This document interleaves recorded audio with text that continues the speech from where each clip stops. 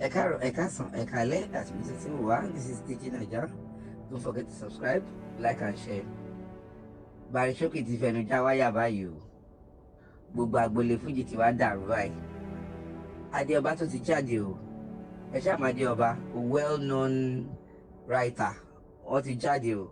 Wọ́n ní nǹkan tí Showkey sọ yìí ó ti pọ̀ jù lẹ́nu ẹ̀ pé báwo ni wọ́n ṣe máa gbégbá àmàlà rán Taye currency ló ń jẹ. But himself that is talking, but how old are you yourself? Go. Taye currency òkèrè nú ayé. And then to bá ti ga, only can man try láti pull ẹ̀ wálẹ̀. Only you that you are talking, pàápàá gan. What have you done in this Fuji industry? Tí ó bá ń ṣe àwọn tó gbé Fuji náà, tí ó bá ṣe àwọn Saheed Osupa, Wasiu Ayinde, àti àwọn Showkey àti Malaika, that you are not where to be found among all these people and Pasuma. So, tẹ́ bá máa drag èèyàn lórí internet.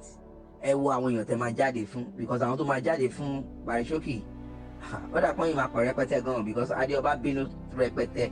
Ẹ jẹ́ ká gbọ́ nǹkan tí Adéọba sọ lórí interview tí Showkey ṣe pẹ̀lú Àgbàlẹ̀tù TV. Ìwọ they met currency àti Paso wọ́n pàdé gẹ́gẹ́ bí ọ̀gá sọ́gá ni. Currency dẹ̀ lọ bá Paso, ó jẹ́ orúkọ Paso torí pé Paso wà head of him. Máa yí dẹ̀ ní star ló fi lẹ̀ mọ́. Kì í ṣe pé wọ́n lẹ̀ mọ́ láti bá rẹ̀ jẹ́. Ó ti ń bímọ ń gbà yẹn, ó dẹ̀ ti ń ṣe nǹkan dáadáa, wọ́n dẹ̀ ti mọ̀ nígbà tí wọ́n sọ. Gbogbo nǹkan tó ń sọ yẹn, shut the fuck. I said it once again. Lájí Wasiu àbí Pasuma kò ń rán ní irú iṣẹ́ bẹ́ẹ̀ torí kò ń dárìn. Okay, irú Pasuma tí ò ń dárìn pẹ̀lú gbogbo àwọn tó wà lẹ́yìn Pasuma, Taye currency àwa forí gbogbo àwọn yàrá ní currency lọ́rọ̀ oúnjẹ wá yóò listen to yourself. Ó ń ṣọmọ primary 4, ó ń ṣọmọ primary 5 now. Then Taye currency tí wọ́n sọ yìí láti ìgbà tẹ́mi ti mọ̀ ṣó dárìn rí àṣọ̀gá ring leader. Wàá wá forí àwọn tó tẹ̀lé, wàá gbá bọ́ọ̀lì lọ́wọ́ kó lọ bẹ̀rù oúnjẹ wá. Ẹ dẹ́kun àti máa bá àwọn èèyàn jẹ́ pẹ̀lú ọ̀rọ̀ ẹnu yín. Kò sí nǹkan tó fẹ́ gé níbẹ̀. And my dear brother, go and take care of yourself musically. Musically, ẹ̀yin are where to be found. I'm a journalist. Ọ̀rọ̀ àárín wa Sele lájọ́ ń sọ yìí. You are nowhere to be found. Stop calling yourself a musician. You are not a musician, my brother. Iṣẹ́ bàbá tó wà nílẹ̀ lọ mójútó. Oní voice wọn lọ mójútó. Gbogbo owó tó rí, owó tó wóró yìí. Taye currency ò ráyè, ó ti jẹ lọ́mọ gbogbo yín lọ́wọ́. Go and take care of yourself. Now, Malaika nìyẹn. Alhaji Malaika, òun ló tún lé bàbá ṣe lẹ́nujọ́ mẹ́ta tí gbogbo ayé dẹ̀ rí. Ibo ni wọ́n wà? Ó pe àwọn èèyàn kó tiẹ̀ kó má lówó yẹn lọ́wọ́, mo mọ̀ pé òlòbó yóò lówó yẹn lọ́wọ́. Pé K1, pélé kẹ́ lọ tún lé bàbá ṣe, mo yìí kọjá ń bẹ̀ lẹ́nujọ́ mẹ́ta. Malaika ló tún lé yẹn ṣe, ó tún yẹn ṣe, ó mọ́rọ̀ Taye currency tó jẹ́ pé ó ti jẹ lọ́mọ gbogbo yín lára, ó fẹ́ mú banu. Ṣó fẹ́ fi distar ni àbò fẹ́ mú wálẹ̀? Either one out of the two or even the two. My brother, shut the fuck. Kí ló ń ṣe gbogbo yín, man? Irú ẹ̀ lè tó Taye currency ránṣẹ́ ni. Then kí ni èjì tí ẹ̀gbọ́n gbà yẹn tí wàá fi máa rán currency iṣẹ́? My brother, kí ni èjì ẹ? O tún wá ń ta sóṣùpá rádaràda. Àwọn tó di Fuji mú nìyẹn, currency, Òṣùpá K1 the ultimate. Ìwọ ò di Fuji mú, ò di iṣẹ́ yẹn mọ́. Àwọn igi lẹ́yìn ọgbà Fuji nìyẹn sìn. K1 the ultimate, Òṣùpá, currency, Pasuma, Malaika, Ọmọko, bẹ́ẹ̀ lọ. Àwọn tó di Fuji máa ta wẹ́wẹ́.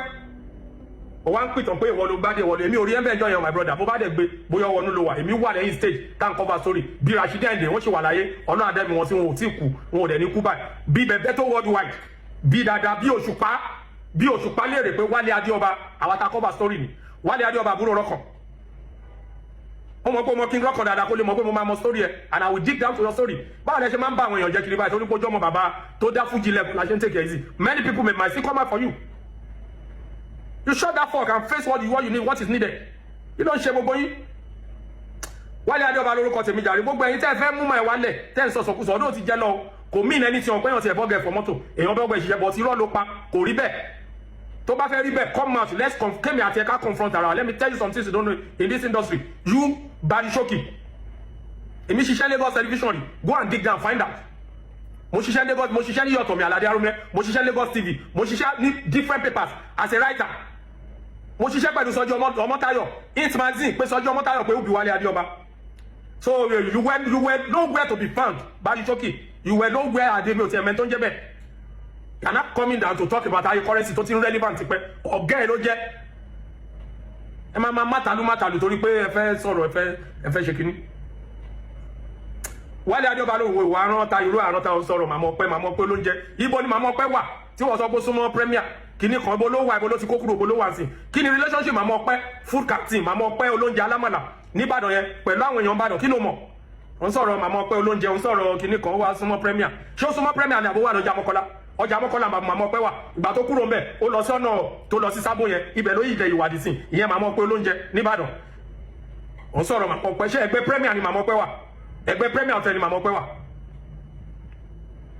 ẹ má máa bàyàn jẹ́ tẹ́ bá fẹ́ sọ̀rọ̀ see let me educate you 1 minute kí n tó round up let me educate you see when we are talking about brand image wọn tẹnu àtẹlù ẹnu àtẹ wọn kì tí wọn náà ṣe wà you are a brand tó bá tẹnu àtẹlù ẹ how will you feel ó tún wá jẹ́rọ́ kó wá sọ nípa brand yẹn wọ́n sọ pé ilé epo mobiles yìí omi náà ń tà wọn kì í tepo gidi ó mọ bí tó máa lọ dé ẹ máa rò tán lẹ máa sọ̀rọ̀ ẹ máa ṣe táyé currency ò lè rí kó ṣé ó máa dọ̀bálẹ̀ fún ẹni tẹ́ ẹ bá jọ jẹ́gbẹ́ wo ò lè gbàjọ́ ò lè gbọdún kan lọ́wọ́ ẹ̀ náà so shut that fuck and face your US and if you have dementia let them take care of you talk too much kí ló ń ṣe gbogbo yín tó ń sọ̀rọ̀ pé kí agbo fújì máa ilé fújì ìwọ gan wà lára àwọn tó wá fẹ́ bàjẹ́ báyìí pẹ̀lú sọkúsọ yes torí ò sọ̀rọ̀ tó jẹ́ pé olóńtà sódìdí òṣùpá olóńtà sódìdí currency àwùwà odidi currency olóńtà sí bóyá ọdẹ fẹ́ fi dìde ṣáà níwèé torí ẹni tó ń sọ lọ́wọ́lọ́wọ́ nìyẹn a sọ bẹ́ẹ̀ mọ́ my brother nǹkan tẹ́mi bá mọ̀ mo máa ń sọ kẹ́yìn irú èèyàn báyìí bá dẹ̀ ti ń sọ̀rọ̀ ó máa ń rí bákan lórí mi ó làwọn kan náà tó ń jáde gbáyẹn tó máa sọ̀rọ̀ nǹkan tó mọ̀ ẹ̀ ń gbọ́ orin ni àwa súnmọ́ wọn ni ẹ̀yin gbọ́ orin ni àwa tí wọ́n rìn ni ọkọ lẹ́yìn tí ń rí wọn ilé mọ́ gbogbo orin wọn àwa ń kọ́ nípa wọn táwọn dùn súnmọ́ wọn ni just cause ọjọ́ Ọmọ́táyọ̀ in Lagos he used to be my boss too mo fọ mọ́tò gan fún rí ìyẹn sọjọ́ Ọmọ́táyọ̀ London ẹ̀ ní fọ mọ́tò fún rí and I'm getting wọ́n fọ mọ́tò wọn ò fọ mọ́tò kan wọ́n fọ àwọn mọ́tò fún mi báyìí so ṣé yẹn mean anything ni ẹ wá lọ sọ síta ẹ lọ́rùn ẹ kò dẹ̀ pé rẹ lọ́mọ barista. My dear brother, stop that shit, man. Don't talk it. Shut that fuck and see. Shut that fuck and just stay on your lane. Don't ever cross your boundary to tie your currency again. Can you take your personal currency on Michelle come you be me? You will not back Fuji. And go and take care of your music career. Get a good PR. Do some kind of PR for yourself instead of all this shit you're talking about. Thank you everyone. God bless everyone. Jare Wale Adioba lórúkọ mi. Kíni ìsọkúsọ wo ló ń sọ. Iṣẹ́ tí bàbá ṣe sílẹ̀ gan ṣe ó fẹ́ bàjẹ́. Òun bóṣùpá, òun bólè. Ṣó yẹ kó máa bú wọn àbí kó máa advice. Olóhùn gbà tó abóúnjẹ rìn. Kí nìyẹn? Ó wá sọ pé ẹ o mọ̀ pé táyé gan máa rí báyìí. Báwo ló ṣe fẹ́ mọ̀ nípa ìbùkọ́? Ó lò tọ́jú gbogbo yín lọ. Báwo ni o ṣe ní rí bẹ́ẹ̀?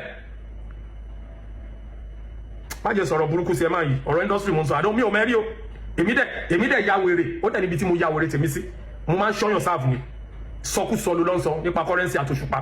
Bó ṣe jẹ́ nìyẹn. Wálé Adioba lórúkọ mi. God bless everyone. Ẹ ṣe jà Olúfimọ́ no vex àpèsí no vex ọmọ ló jẹ́ sí yín bó ṣe jẹ́ ọmọ ló jẹ́ ní industry ọmọ ló jẹ́ bó ṣe jẹ́ nìyẹn. God bless everyone jà ló dàbọ̀. ẹ̀yin tèmi ọ̀rọ̀ yìí wá lágbára báyìí o wọ́n wá fún Showkey ní wọ̀tọ̀wọ̀tọ̀ tó lágbára gbàgbó sí lágbára gan ni wọ́n ní nínú iṣẹ́ fújì pé ọmọ ní Showkey jẹ́ o gbogbo àwọn tó ń dragi pé àwọn gangan ni ògo fújì gangan kò ń ṣe Showkey o lẹ́yìn dádì Showkey kò sí nǹkan tá a tún lè rí gbọ́ pé ìta nìkan náà ti mọ̀ lamẹ́ríkà kò ń ṣe nílùú Nàìjíríà bí worldwide o ẹ̀yin tèmi tó ọ̀rọ̀ ìbá rí bẹ́ẹ̀ ẹ drop comment yín whatever you feel about gbogbo rògbòdìyàn tó ń lọ yìí feelings ti yín according to interview tí Showkey ṣe tó fi drag Taye currency àti Saheed Osupa ẹ drop comment yín. Thanks and see you next time. Bye.